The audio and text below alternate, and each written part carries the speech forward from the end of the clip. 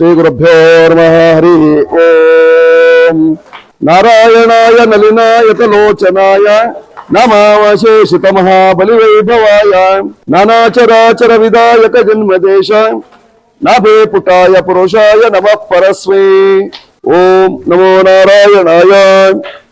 ಆತ್ಮೀಯರೇ, ಈಗಾಗಲೇ ಧನುರ್ಮಾಸ ಆರಂಭವಾಗಿದೆ. ಧನುರ್ಮಾಸದಲ್ಲಿ ಸಾಧ್ಯವಾದಷ್ಟು ಮಹಾವಿಷ್ಣುವಿನ ಪೂಜೆಯನ್ನು ಮಾಡಿಕೊಳ್ಳಬೇಕು. ಬ್ರಾಹ್ಮಿ ಮುಹೂರ್ತದಲ್ಲಿದ್ದು ಜಳಕವನ್ನು ಮಾಡಿ ಶುದ್ಧ ಮನಸ್ಸಿನಿಂದ ಶುದ್ಧಾಂತಃಕರಣದಿಂದ ತ್ರಿಕರಣ ಶುದ್ಧಿಯನ್ನು ಮಾಡಿಕೊಂಡು ಕಾಯ ವಾಚ ಮನಸ ಭಗವಂತನನ್ನ ಪ್ರಾರ್ಥನೆ ಮಾಡುವುದರಿಂದ, ಪ್ರಾತಃ ಕಾಲದಲ್ಲಿ ದೇವತಾ ದರ್ಶನವನ್ನು ಮಾಡುವುದರಿಂದ ನಮಗಿರತಕ್ಕಂತಹ 7 ಜನ್ಮದ ದೋಷಗಳನ್ನೆಲ್ಲವನ್ನೂ ಸಹಿತವಾಗಿ ಪರಿಹಾರ ಮಾಡಿಕೊಳ್ಳಲಿಕ್ಕೆ ಸಾಧ್ಯವಂತೆ.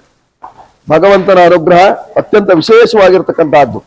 ಇದೇ ಧನುರ್ಮಾಸದಲ್ಲೇ ಭಗವಂತನು ಎದ್ದು ಲೋಕವನ್ನು ವೀಕ್ಷಣೆ ಮಾಡ್ತಾ ಲೋಕದಲ್ಲಿರ್ತಕ್ಕಂತಹ ಸಕಲರ ಸಂಕಷ್ಟಗಳನ್ನು ಸಹಿತವಾಗಿ ಪರಿಹಾರವನ್ನು ಮಾಡ್ತಾನೆ. ಈಗಾಗಲೇ ಧನುರ್ಮಾಸ ಆರಂಭವಾಗಿದೆ. ಎಳ್ಳಮಾವಾಸ್ಯೆಯ ಸಂದರ್ಭ.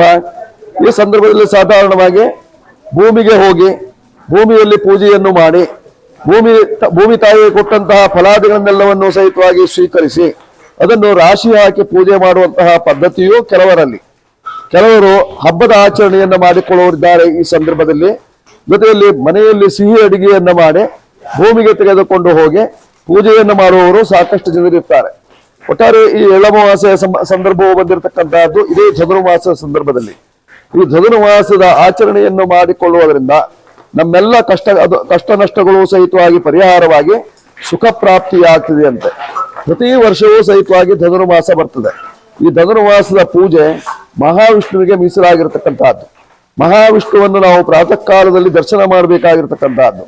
ಹಾಗೆ ಮಾಡಿದಾಗ ಮಹಾವಿಷ್ಣುವಿನ ಅನುಗ್ರಹದಿಂದ ನಮಗೆ ಲಕ್ಷ್ಮೀ ಸಾನ್ನಿಧ್ಯ ಪ್ರಾಪ್ತಿ ಆಗ್ತದೆ. ಎಲ್ಲಿ ಮಹಾವಿಷ್ಣುವಿನ ಸಾನ್ನಿಧ್ಯ ಇರ್ತದೆಯೋ ಅಲ್ಲಿ ಲಕ್ಷ್ಮೀ ದೇವಿ ಇರ್ತಾಳೆ. ಆ ಲಕ್ಷ್ಮೀ ದೇವಿಯ ಅನುಗ್ರಹವನ್ನು ನಾವು ಪಡೆದುಕೊಳ್ಳಬೇಕು ಅಂತಾದಲ್ಲಿ ಧನುರ್ಮಾಸದ ಪೂಜೆಯನ್ನ ವಿಶೇಷವಾಗಿ ಶ್ರದ್ಧಾಭಕ್ತಿಯಿಂದ ಮಾಡಬೇಕಾಗಿರ್ತಕ್ಕಂಥದ್ದು. ಹಾಗೆ ಮಾಡಿಕೊಂಡಾಗ ನಮ್ಮ ನಷ್ಟಗಳೆಲ್ಲವೂ ಸಹಿತವಾಗಿ ಪರಿಹಾರವಾಗ್ತದೆ. ಜೊತೆಯಲ್ಲಿ ಈ ಧನುರ್ಮಾಸದ ಇದೇ ಸಂದರ್ಭದಲ್ಲಿ ಪ್ರಾತಃ ಕಾಲದ ಸಂದರ್ಭದಲ್ಲಿ ನಾವು ವಿಶೇಷವಾಗಿ ವಿಷ್ಣು ಸಹಸ್ರನಾಮ ಪಾರಾಯಣ, ವಿಷ್ಣು ಸಂಬಂಧವಾಗಿ ಪೂಜೆ ಪುನಸ್ಕಾರಗಳು, ಜೊತೆಯಲ್ಲಿ ವಿಷ್ಣುವಿಗೆ ಅತ್ಯಂತ ಪ್ರಿಯವಾಗಿರ್ತಕ್ಕಂತಹ ಮುದ್ಗಾನ್ನ ನೈವೇದ್ಯ, ಹೆಸರು ಕಾಳು ಹಾಗೂ ಅನ್ನವನ್ನ ಸೇರಿಸಿ ಮಾಡಿದಂತಹ ಮುದ್ಗಾನ್ನವನ್ನ ಮಾಡಿ ದೇವರಿಗೆ ನೈವೇದ್ಯವನ್ನು ಮಾಡಿ ಭಕ್ತಾದಿಗಳಿಗೆ ಹಂಚುವುದರಿಂದಲೂ ಸಹಿತವಾಗಿ ಭಕ್ತಿ ಪ್ರಿಯನಾಗಿರ್ತಕ್ಕಂತಹ ಮಹಾವಿಷ್ಣು ಸದಾ ಕಾಲದಲ್ಲೂ ಸಂರಕ್ಷಣೆಯನ್ನು ಮಾಡ್ತಾನಂತೆ. ಇದು 1 ತಿಂಗಳ ಕಾಲ ಇರತಕ್ಕಂತಹದ್ದು. ಮಕರಕ್ಕೆ ಸೂರ್ಯನು ಪ್ರವೇಶ ಮಾಡುವಲ್ಲಿವರೆಗೂ ಸಹಿತವಾಗಿ ಧನುರ್ಮಾಸ. ಈ ಧನುರ್ಮಾಸದ ಸಂದರ್ಭದಲ್ಲಿ ಮಹಾವಿಷ್ಣುವಿನ ಆರಾಧನೆ ಶ್ರದ್ಧಾಭಕ್ತಿಯಿಂದ ಗಂಡ ಹೆಂಡತಿ ಮಕ್ಕಳು ಕುಟುಂಬದವರೆಲ್ಲರೂ ಸಹಿತವಾಗಿ ಪ್ರಾತಃ ಕಾಲದಲ್ಲಿಯೇ ವಿಶೇಷವಾಗಿ ವಿಷ್ಣುವಿನ ದರ್ಶನವನ್ನು ಮಾಡಬೇಕಾಗಿರ್ತಕ್ಕಂತಹದ್ದು. ಈ ಸಂದರ್ಭದಲ್ಲಿ ಚಳಿ ಜಾಸ್ತಿ ಇರ್ತದೆ. ಧನುವಿನ ಆಕೃತಿಯಲ್ಲಿ ಮನುಷ್ಯನು ಮುಳುಗಿಕೊಂಡು ಮಲಗುವಂತಹ ಸಂದರ್ಭ ಬರ್ತದೆ.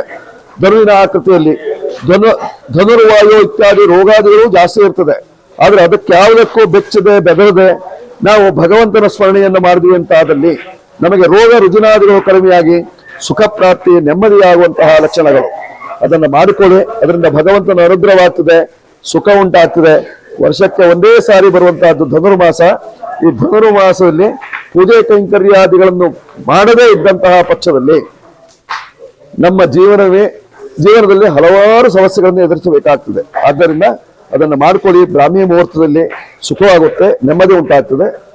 ಎಲ್ಲರಿಗೂ ಸಹಿತವಾಗಿ ಸುಖವಾಗಲಿ, ನೆಮ್ಮದಿಯಾಗಲಿ. ಶುಭಮಸ್ತು.